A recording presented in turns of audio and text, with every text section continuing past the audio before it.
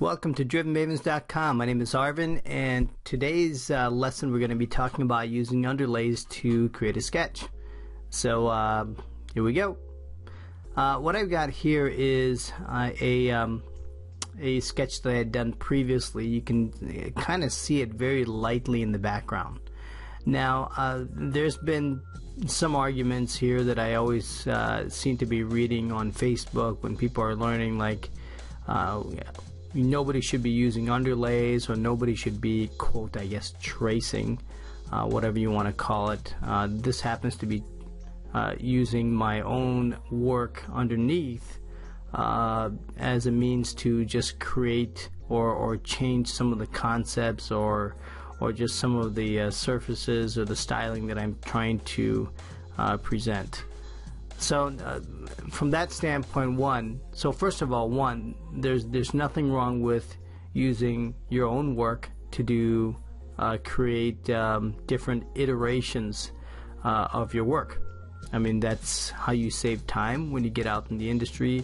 You're going to be expected to do that. Now, the second argument is some people feel that do you trace? Do you look at other cars, or do you start to look at other vehicles and trace them out and try to create some concepts from that standpoint? And I'm going to tell you one thing is that is starting to become more and more of a norm, I think, in the automotive industry, at least from some of the friends that I even talk to. I know in the interiors business, absolutely we do. Sometimes we trace over the CAD models that are created, or whether they're created in Rhino or Maya or whatever it is.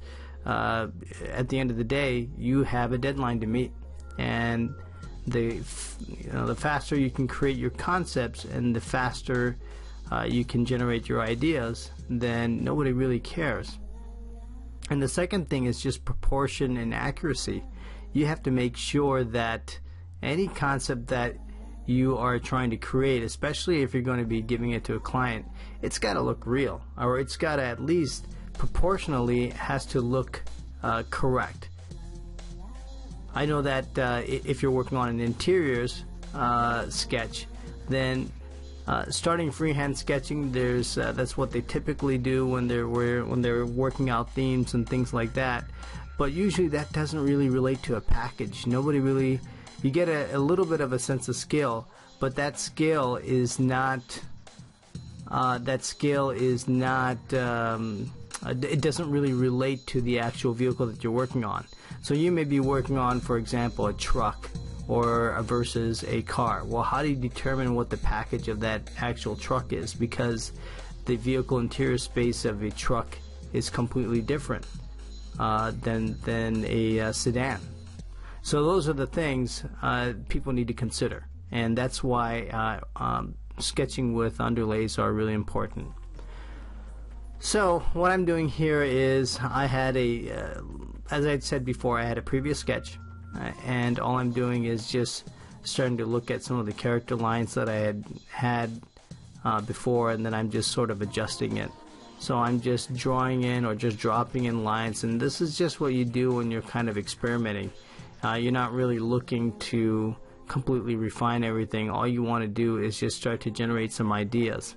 By sketching loosely and not concentrating too much on detail, it allows you to crank more of these things or these sketches quickly. And plus, it's just a nice exercise. I think that once you've nailed down proportions, or you've nailed down a particular view, then it's really beneficial for you to go back, use that view, and to practice that view, so that you understand the form language that's happening in that particular view, and that you are able to replicate that view very quickly on your own without using an underlay. Okay, so hopefully that makes sense. Alright, I'm just going in here through the headlamp area and just kind of looking at the transitions, and notice how I'm identifying all my sections.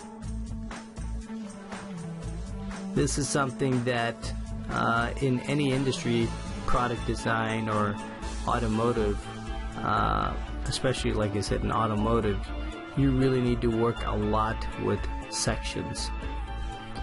You know, the sections are really going to generally help you to understand the form transitions. You know, what is the surface or what is the form doing in this particular, in one location versus the next location, or the adjoining surfaces or the transitional surfaces.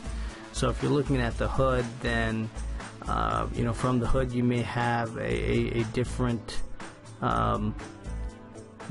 surface, and then from the hood transitioning over to where the lights are, you're going to have a different surface. So you want to be able to identify, or at least be able to understand what those transitions are, and the best way to do it is to identify them with sections.